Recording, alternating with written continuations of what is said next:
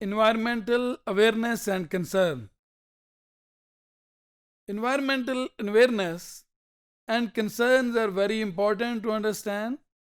when trying to understand and when trying to study the dimensions of environmental sociology, when trying to study the deep sense in terms of the environmental challenges and the problems. As environmental problems gained a based on the public agenda, both public opinion researchers and social scientists began conducting surveys to examine level of public awareness of environmental problems and support for the environmental protection efforts.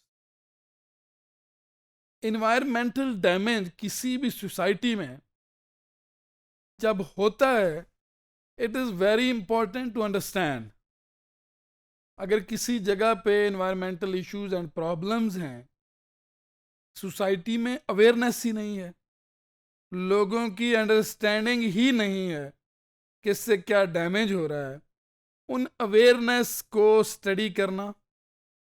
Awareness कितनी है, किस level की है, कितनी नहीं है, इन चीज़ों को पब्लिक अवेयरनेस को एग्जामिन करना, स्टडी करना और इन्वायरमेंटल प्रोटेक्शन के लिए एफर्ट्स करना, this is very important in the present day society. When we try to understand the debates of environmental awareness and concern, मैं एक एग्जांपल देता हूँ. पाकिस्तान में अर्बन सेंटर्स में भी ख़ास तौर पे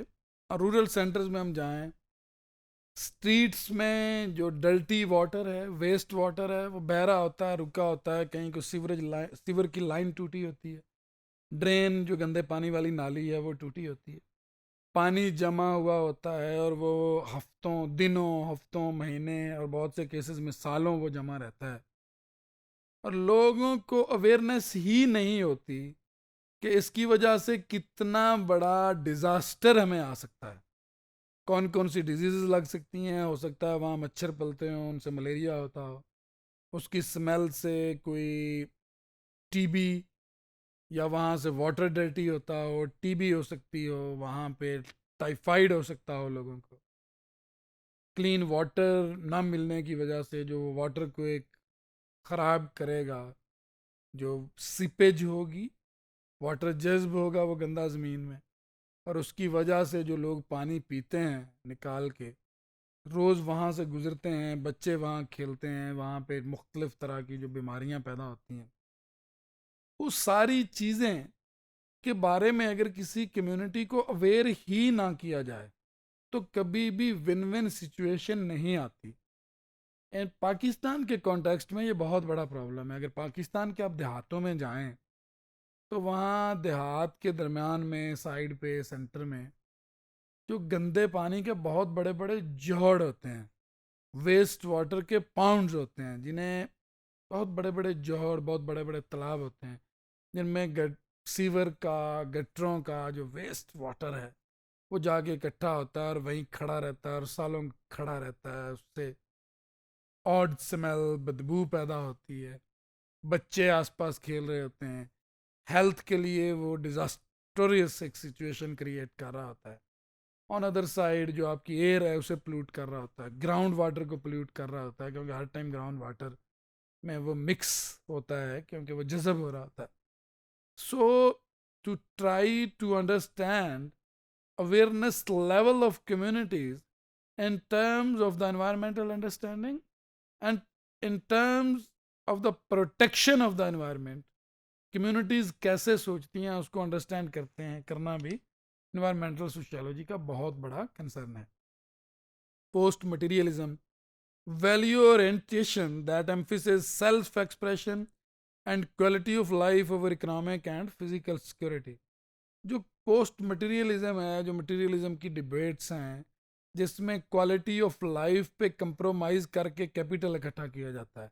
मिल ज़रूर चलानी है, ये ज़रूर चलेगी, लेकिन उसके रिस्पांस में, इंडस्ट्रियलाइजेशन के रिस्पांस में जो भी इन्वायरमेंटल डैमेज है उसको बियर किया जाता है, उसको अंडरस्टैंड ही नहीं किया जाता. किसी गांव में वेस्ट वाटर है, ज़ाहिर है वेस्ट वाटर है, कहीं इकट्ठा हो रहा है,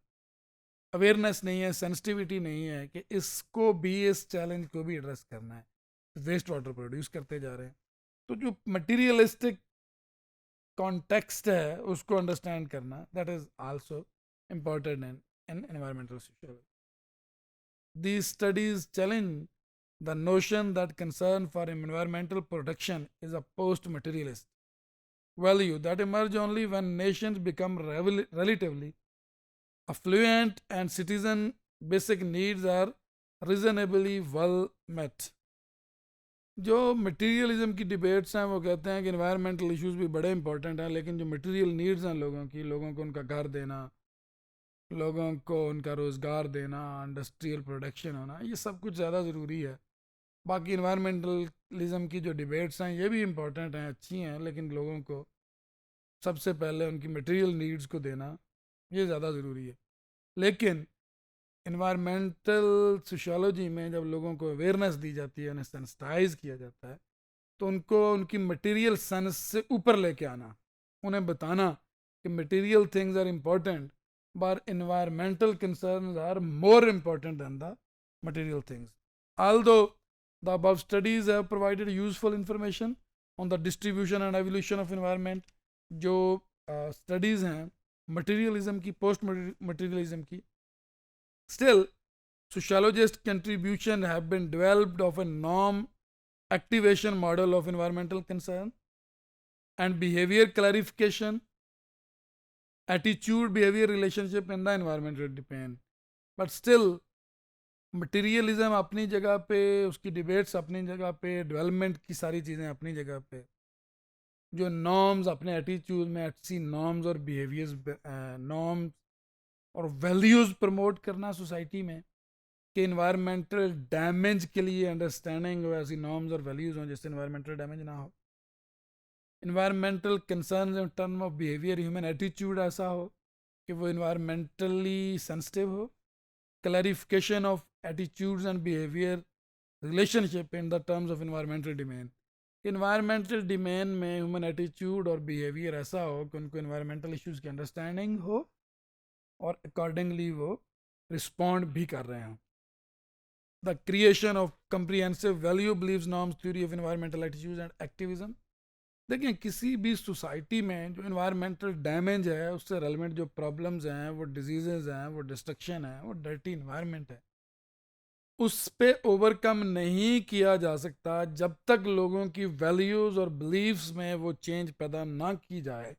जो इन्वायरमेंटली सेंसिटिव हो, लोगों को इन्वायरमेंट की डीप अवेयरनेस और अंडरस्टैंडिंग ना हो और वो कंसर्न हो इन्वायरमेंट के लिए। The latter has become an influential theoretical framework for helping guiding the current emphasis on understanding the values basis of environmental concern. Environmental issues और प्रॉब्लम्स को अंडरस्टैंड करना, सेंसिबली उन्हें रिस्पॉन्ड करना और ये समझना, ऐसी नॉर्म्स और बिलीव्स बनाना कि जो इन्वायरमेंटली रिस्पॉन्ड कर सकें हम एक सिचुएशन को, उसको अंडरस्टैंड करना, उसकी अवेयरनेस होना और डीप कंसर्न होना to respond the environmental challenges, that is a great debate, that is the challenge of the time, and to have the understanding and the awareness, this is very important when dealing with the environmental issues.